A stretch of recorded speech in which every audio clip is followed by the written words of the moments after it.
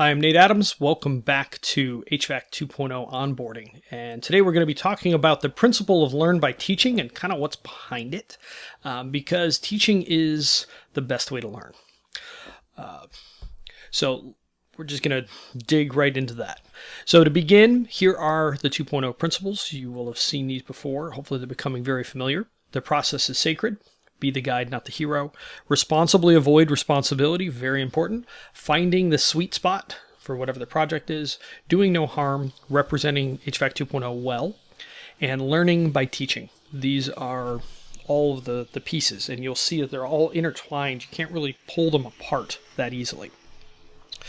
Now, this is something that really stands out to me, and probably it'll make sense to you. It's how much sticks in your mind for different teaching and learning methods. And a lecture, which ironically enough is basically what I'm doing right now, it doesn't stick crazy well. You do a little better with reading, a little better with audio-visual, a little better with seeing a demonstration. But when you get into group discussions, and then particularly practice, practice is key. Most of us are hands-on, so there's nothing like putting a blower door in someone's hands and all of a sudden the light bulbs just start going off. It's fun to see. But hands down, the best way for things to stick is by teaching others. In fact, there's a German program. It's called Lernen durch Lehren, which is learning through teaching. And so what this helps us out with is mastery. So think about Star Wars. You get Luke at the beginning, just a novice, and then he's an initiate, beginning to become a Jedi, apprentice, journeyman, and then you get Obi-Wan, who has taught Luke, and he's the expert, and then you have Yoda, who's the master on top of it all. So there's a continuum here that we all have to work up in whatever field we choose. And this is the graphic that I used for the first slide. So when you're a novice, you're a burden. I think we all know that. No, that's not the tool I asked you for. Go get that other one instead. When you become an apprentice, you're good at replicating. So you can do the same thing over and over. So once you learn a process, if somebody leaves you at right that same spot every time, you can go do it. As a journeyman, you become good at solving things. And then as a master, you get good at synthesizing. So you understand the why, and you can teach the why and piece everything together. But all that happens, how do you get from a burden novice up to a master synthesizer? One-on-one mentoring. There is no other path. There's a little bit of another path, which is what I'm doing here today, working to teach you. But really, it takes one-on-one. Masters teach journey people, and journey people teach apprentices in general, because there aren't enough masters to go around to teach the apprentices. And so that's what I'm trying to do here, is take master-level understanding, which I have around 2.0, but there's a lot of other areas I do not, and pulling it down to apprentices. But I have to do that through technology to be able to do that. Now, what these 4 levels, and the 4 levels work pretty well. So you start out as a novice, and your intuition is wrong. So that is unconscious incompetence. So you don't know that you're kind of dumb, that you're incompetent. And then you become an apprentice, so your analysis is wrong. So you are conscious of the fact that you're incompetent. And this is a pretty frustrating place to be. And this is probably where you're going to be right now within 2.0, and that's fine. But this is where learning is kind of hard, as I'll get to. Then you become a journeyman. So now your analysis is correct. So that's good. So you are conscious of the fact that you are competent. And then in time, you become a master where your intuition is correct in addition to analysis. And now you are unconsciously competent. So I just watched this a few weeks ago. Ken Dean of Dean Heating and Cooling in Athens, Ohio, came to install the heat pump here. And it was fun watching him work because he didn't have to think that much. He just did. It was unconscious. So he's unconsciously competent, which is very cool to see. Whatever field it is, it's always cool to see people who are just good at that. They don't think, they just do. And they tend to do correctly. This follows another structure that I like called the Dreyfus model. So at the bottom, when you're a novice, This is where you adhere rigidly to the rules. This is wax on, wax off Daniel-san. He didn't understand why he was doing that, but in time it became obvious to him. But he had to learn the rules and deal with because I said so, basically. Then you become an advanced beginner. That's the beginning of an apprentice. So now you can kind of look at things and begin to see what's going on, but you don't know how to prioritize yet. Then you become an apprentice and you're learning how to cope with all the just stuff that's flying around. So you have a little bit of perception of what's going on in relation to goals. Then you become a journeyman and now you have a much more holistic view. So this is where you can solve things. And now you can prioritize the importance of different pieces of the puzzle. And then you become an expert, and now you don't really have to rely on the rules anymore because you fully understand the principles and you have internalized them. And so you are intuitive in how you grasp a situation based on deep tacit knowledge, which we're going to come to in a little bit.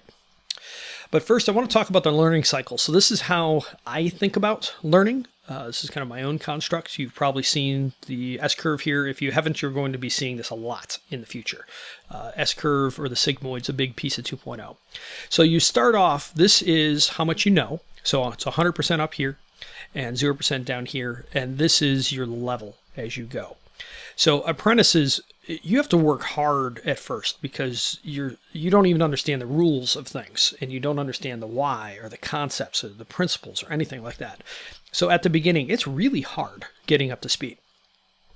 And then you become a journeyman and now you're learning pretty quick as you go. And it's getting to be kind of fun in what you're doing. But then eventually it tapers off and now you have to work harder to basically learn less because you understand a good bit of that narrow little thing that you've been focusing on.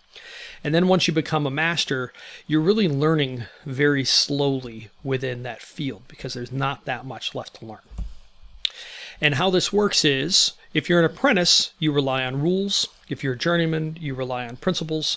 And once you're a master, you rely more on intuition.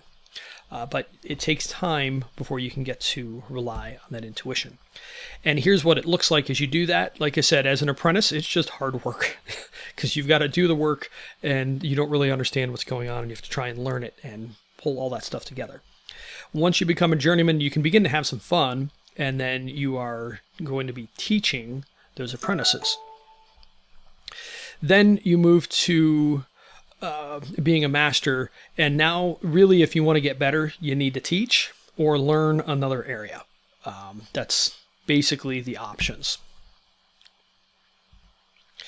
The other thing you can do, though, as a master is it's your job, your responsibility to improve best practices. You want to find them and improve them.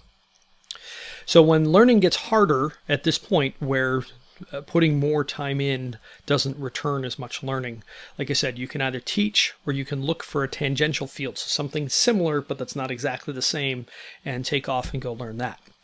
So this is what I call the expanded learning cycle, and this is very much how my mind works. So you study a field, you have to do that initial hard work, really figure it out, then you start to learn quick.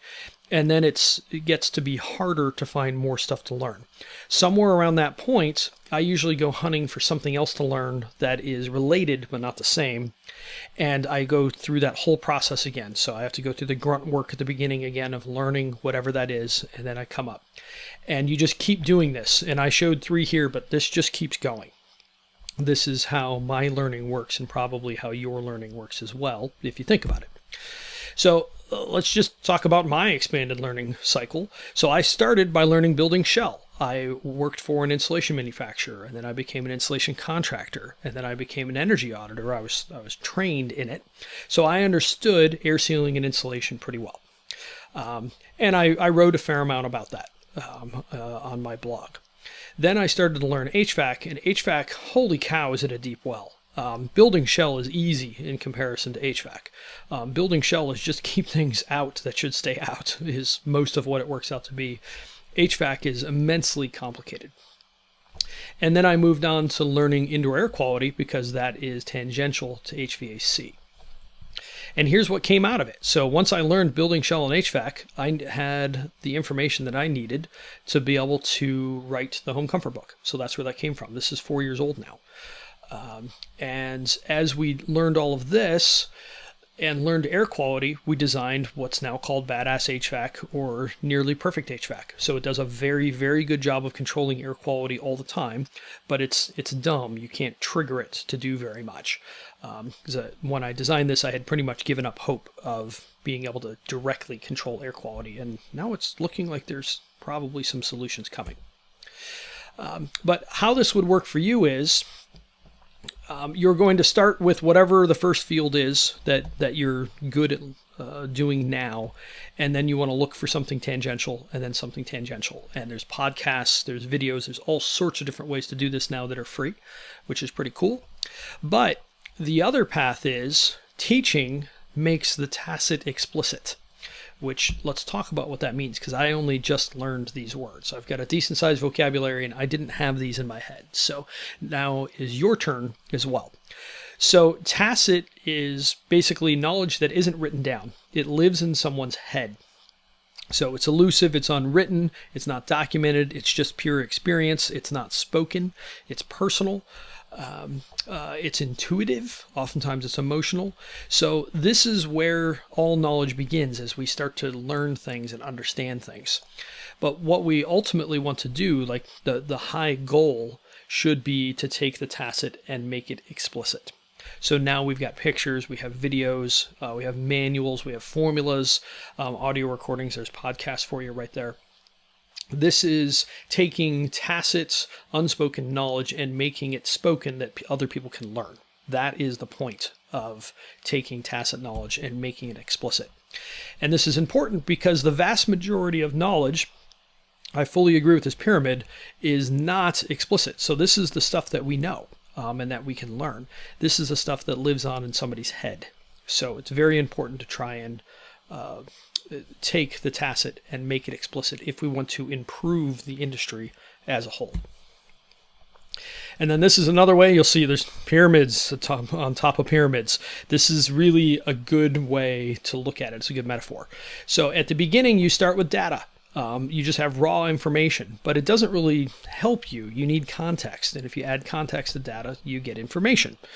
And then if you add insight, or meaning rather, to information, you get knowledge. So you take just stuff that's out there, just numbers, and then you turn it into something that's at least somewhat useful. But then you have to take that somewhat useful knowledge and turn it into something that you can actually go do. So making it action-oriented. And once you do that, if you add insight to knowledge, you get wisdom. And these are the principles of why. So wisdom should explain the data, is how it should end up working. And it's a very tricky thing that's very important to do. And we're watching this in the HVAC industry right now. We can get numbers that we couldn't get before. We have indoor air quality monitors are actually worthwhile. We have Measure Quick and all the Bluetooth probes and all of these other things. We have blower doors. We have the software that we're building. There's all sorts of things out there that are making it so that we can create a lot more wisdom very quickly and really shift how the industry does its business for the better, for everyone, for both your bottom line and your client experiences. Now this is, it really could use a cleanup, but I love this spiral of knowledge. This was really helpful to me in explaining tacit and explicit and how they go back and forth. So we start up here with tacit knowledge. So this is socialization, this is sharing experiences, this is observing other people working and then imitating them, brainstorming without criticism. This is just a good thing, and I adapted this. There's a great blog by Jacob Woolman. This is not actually his thought process, but I really like how he talks about how he teaches so that he can learn. And this socialization, this is done on Facebook, is a lot of where you're going to see it. This is going to be social media. Sometimes you're going to be in person, but that's where that sort of thing happens. And then you take all of this information and you externalize it. So you write it down, you make metaphors and analogies, you can do some modeling, things like that. That is basically where my book, The Home Comfort Book, popped out. Because I was trying to take what I had learned here and externalize it. So in your company, this can just be teaching. That's all this is. You're teaching other people how to do the stuff. And then you go and you do the work. And by doing that, you start learning other ways of doing things. You create new methodologies, you create new best practices. And now we're back to Tacit. So now this isn't written down again. But then, if you're smart, you take that over and you make the tacit knowledge that came out of the explicit knowledge, and you create new best practice and you put it back out into the world. And then you take those and you start the process all over again. And this is how you can get very fast improvement. So I'm very hopeful that in the next decade, the HVAC industry will look very different from what it does today, because we will be able to genuinely solve problems and genuinely delight our customers while making a good living.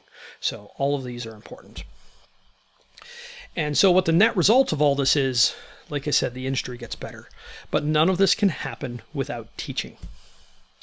So just to repeat, what's the best way to learn? Teaching. So if you want to learn really quickly, become the master. And you're going to have to teach through here. You're going to have to go through all of these stages, and at each stage you're going to be teaching the people behind you as you go. So teaching is really key to growth. So best practice doesn't become normal practice without mentorship. So we have to mentor each other, dipping down to a level or maybe two below where we are, so that you can teach others. We find that tight peer groups are really key. So you need to have a small number of peers that you can go talk to without judgments and ask them questions about how to do things. So very important to making that happen. And just to repeat, if you want to be the master, teach. So that is why learn by teaching is one of the principles of HVAC 2.0. So I'll see you next time. I'm Nate Adams. Have a great day. Bye-bye.